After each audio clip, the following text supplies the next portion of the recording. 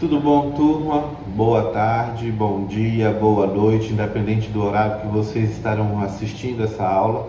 Nós iremos dar continuidade ao nosso conteúdo programático do nosso plano de ensino. Nesse momento, nós estaremos abordando um pouco sobre administração de medicações na parte pediátrica, na parte da criança e do adolescente, ok? Nós temos alguns temas aqui a serem abordados, como as vias de administrações, dispositivos a serem utilizados, as prescrições médicas, no caso do pediatra, cálculo de medicação e reações adversas, ok? Então, para nós darmos início, nós precisamos, nesse primeiro momento, fazermos a identificação da forma de administração, certo? Nós sabemos, é de nosso conhecimento, que existem várias formas de administrações, são elas através da via oral, subcutânea, intramuscular, endovenosa. Então, assim, nós devemos ter noção, na hora do atendimento à nossa criança, a nosso adolescente, a forma que o médico prescreveu a medicação dele.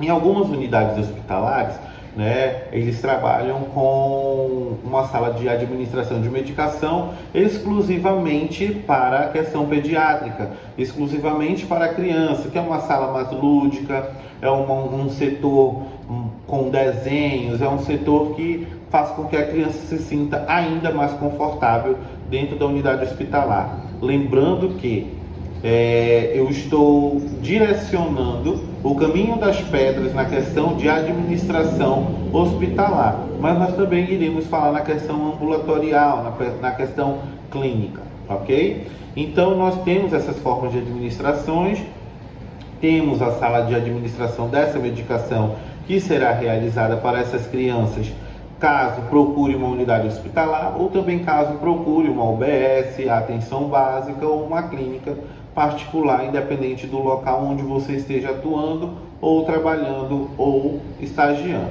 tá bom? Então, nós temos essas vias de administração. É importante frisar que, além da medicação a ser administrada nessa criança, caso ela apresente uma patologia aguda ou crônica, certo? Nós também temos as formas de medicações através de vacinas, tá bom? Que são formas profiláticas em relação a patologias existentes, certo? No momento nós estamos passando por pandemia, estamos cientes de que nós não estamos vacinando, por enquanto os estudos mostram as vacinas contra o Covid-19, que ela ainda não está sendo administrada no público infantil, no público pediátrico, então a gente não abordará essa questão do Covid-19. Mas lembrando aos senhores que já puderam realizar um trabalho sobre vacina, numa das matérias que nós já estudamos sobre vacinação, vocês puderam verificar as formas de administração. E vale lembrar ainda que, na questão de via de administração das vacinas, nós temos que seguir alguns protocolos, O PNI, que é o Programa Nacional de Imunização, vai nos falar, por exemplo, a BCG tem que ser administrada ao nascer na região do deltoide, certo? Então, existem algumas vacinas, que serão administradas e o PNI vai informar qual o local adequado a ser administrado. Lembrando que ao decorrer do tempo, no decorrer da idade dessa criança, alguns locais irão mudar, como por exemplo o vasto lateral da coxa, já não será mais administrado lá, será administrado de forma IM na região do deltoide. Algumas vacinas serão via oral, outras serão intramuscular, tá bom? Então, para termos essa diferenciação. Ainda falando um pouco sobre a questão de via de administração, é importante que toda vez que os senhores receberem lá em mãos, a ficha do paciente, verificar a forma de administração que o médico, o pediátrico ou o clínico, dependendo da sua região, e quem for atendê-lo, verificar com bastante atenção a forma de administração dessa medicação, tá bom? É importante nós olharmos porque em algumas bulas, nós podemos, por exemplo aqui, uma medicação, vocês terão que observar a medicação, se essa medicação ela virá prescrita forma IM e forma EV, certo? Algumas medicações, como dipirona, alguns fabricantes, elas não são voltadas para a forma EV, né? Uma forma endovenosa. Então, nós temos que nos atentar a isso.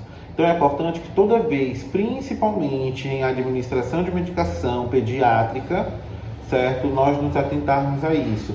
Olharmos na ampola, verificarmos lá se o fabricante informa se a administração dela pode ser EV ou não, tá? Porque às vezes a gente, por estarmos habitolados apenas numa questão mecânica de quebra a ampola, aspira, faz a diluição e administra, né? A gente pode estar administrando de forma errada. Como eu repito para vocês, algumas ampolas estará informando lá a pena de administração de forma IM, mas aí na prescrição está EV. Então, verifique se você encontra no seu setor de forma EV. Se não tiver, vá lá com o médico. Olha, doutor, na unidade nós só temos IM, pode ser, né? Ele deu ok, ele altera na receita, né? Ou altera na prescrição e você vai e realiza. Tá bom? Dispositivos a serem utilizados. Bom, senhores, nós utilizamos bastante dispositivo que é de conhecimento de vocês, como Gelco, Scalp, Bureta, Macro e Microgota, certo? No slide que eu estou encaminhando a vocês no grupo, vocês estarão vendo, né, a imagem com o Gelco, para quem não conhece, mas vocês já estão no sexto período, já tiveram a possibilidade de ter em mão, de praticar, né? Então, nós temos gelcos de número 18, 20, 22, 24, são os que nós mais utilizamos. O gelco de número 18 e 20, a gente já deixa para adolescentes, né? Por que, enfermeiro? Porque já são maiores, a gente faz a avaliação da veia daquele adolescente. Se for uma veia calibrosa, a gente pode utilizar um 18. Se for uma veia calibrosa, a gente pode utilizar um 20, certo?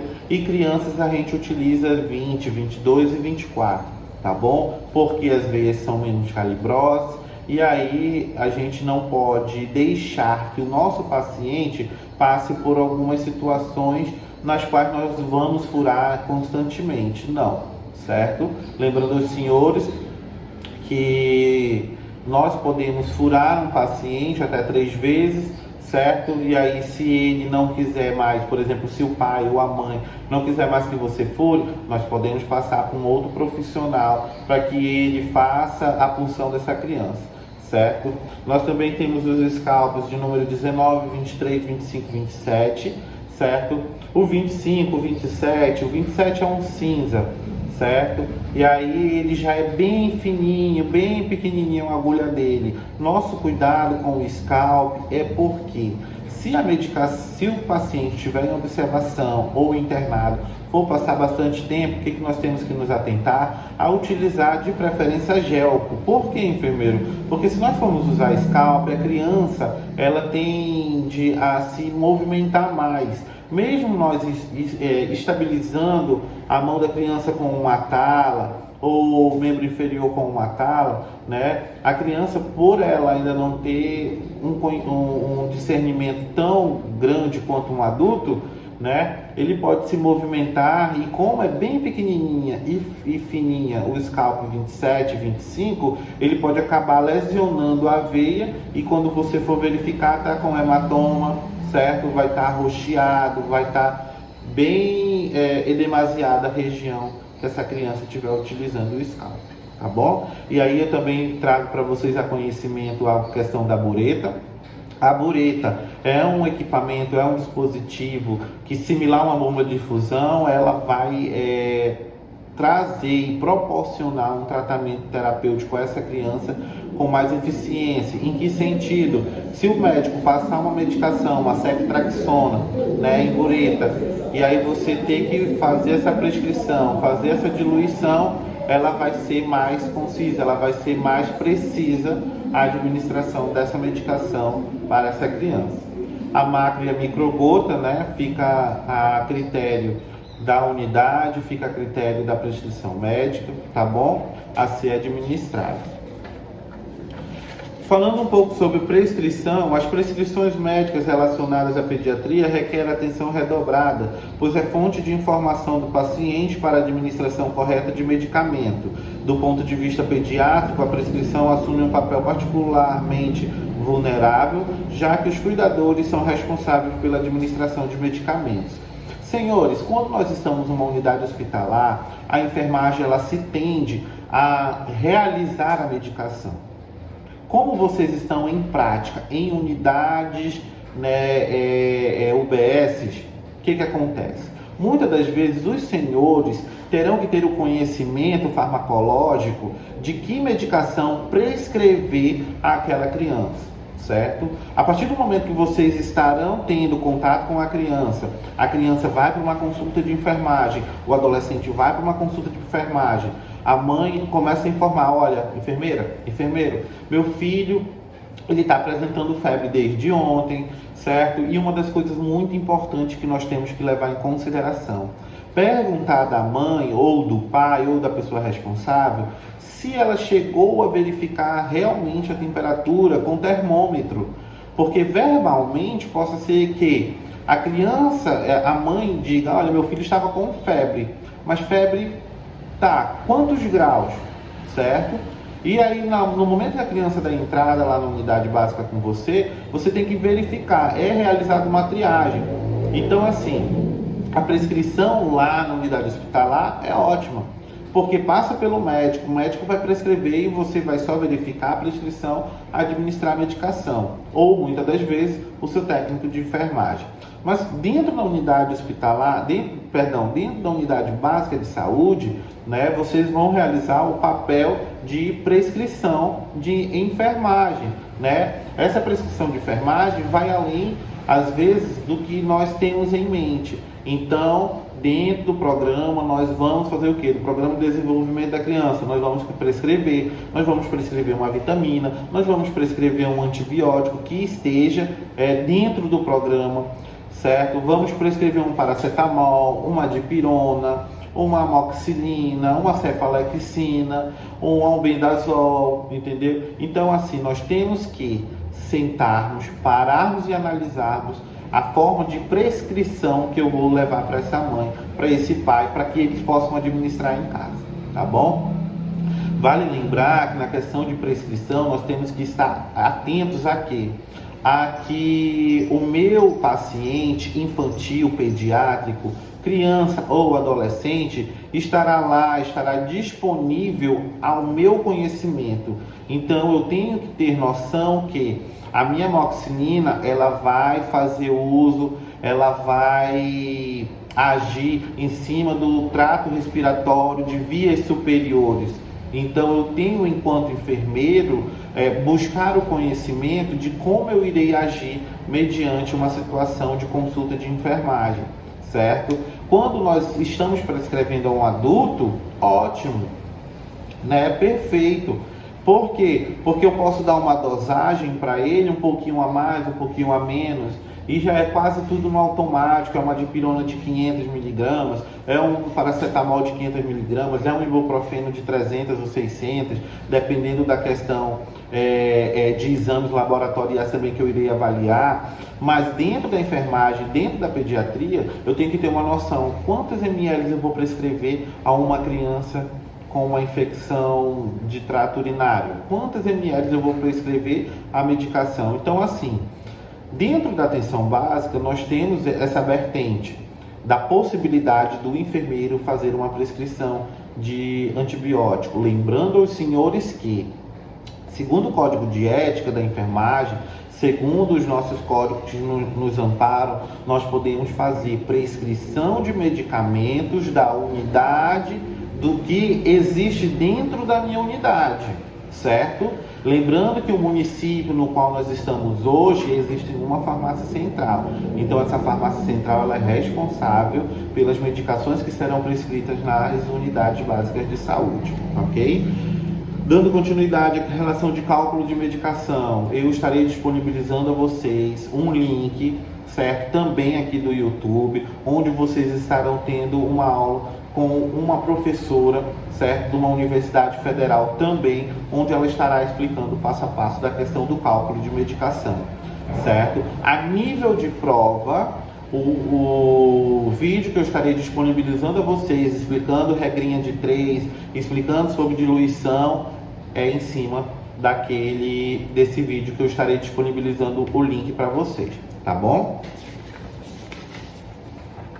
Medidas básicas, né? Só para dar uma pincelada antes de vocês irem lá assistir o vídeo com a professora, né? Em relação a medidas sobre administração de medicação, a cada 1 quilo nós temos 100 gramas, a cada 1 grama nós temos 1000 miligramas, a cada 1 miligrama nós temos 1000 miceligramas, certo?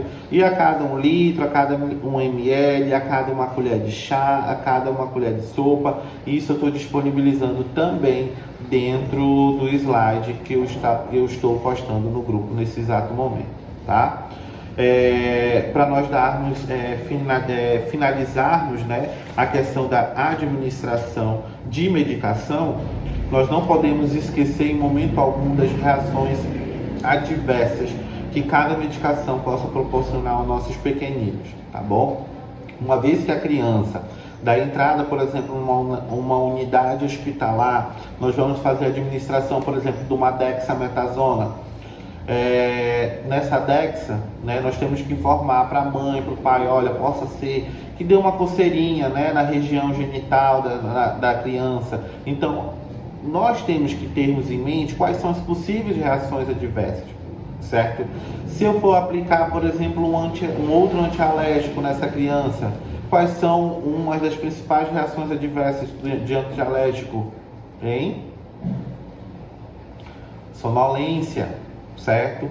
Mesma coisa na questão de prescrição lá na minha unidade básica. Vocês estão nesse momento ou já passaram na unidade básica. Então vocês têm que se atentar, né? Falar para a mãe, por exemplo, vocês irão receber muitas consultas de enfermagem relacionada à criança que está com micose, a criança que está com ferida, a criança que está apresentando um processo alérgico. Então todas as medicações que vocês forem prescrever, possa ser que tenha reação adversa, certo?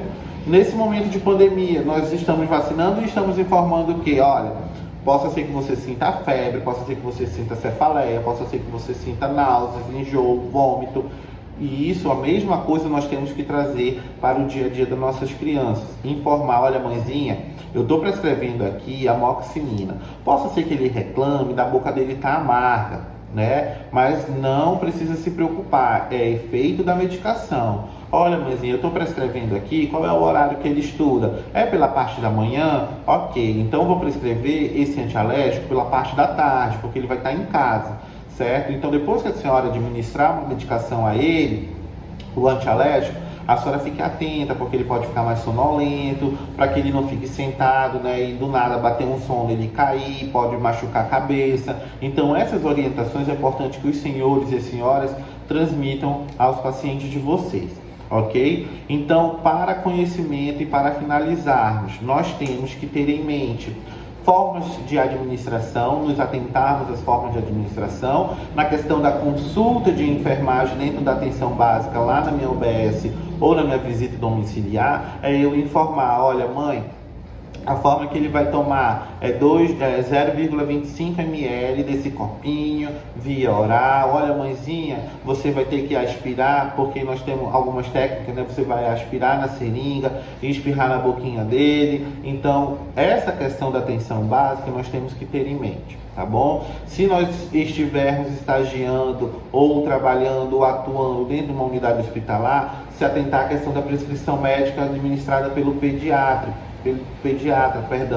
Então é verificar a forma que está sendo administrada e eu administrar de forma correta, verificar na minha ampola se realmente o que está prescrito bate com a ampola da medicação que eu vou prescrever, tá bom? Porque já aconteceu de algumas vezes o paciente ter que tomar bezetacil e, de conhecimento de alguns colegas, né, estava lá bezetacil EV. Então tem fabricante que ela vai produzir uma bezetacil EV, certo? Então a gente tem que prestar atenção nisso. Enquanto todo mundo pensa que a medicação, por exemplo, a bezetacil, só pode ser administrada em M. Então, assim, nós temos que nos atentar a essa questão de não trazer um malefício a mais para o tratamento daquela criança. Tá bom? Então também vimos em relação aos dispositivos. Utilizem sempre que possível em unidade hospitalar gel.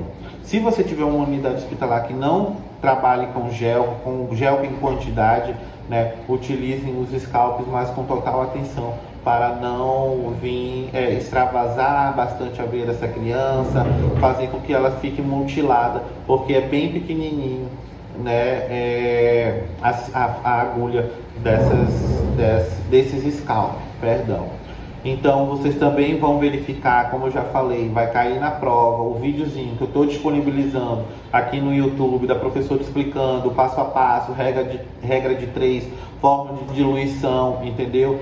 Forma de balanceamento e distribuição da medicação. Lembrando aos senhores que quando nós estamos falando sobre cálculo de medicação ou aprazamento, hoje existe uma lei que nos respalda, certo?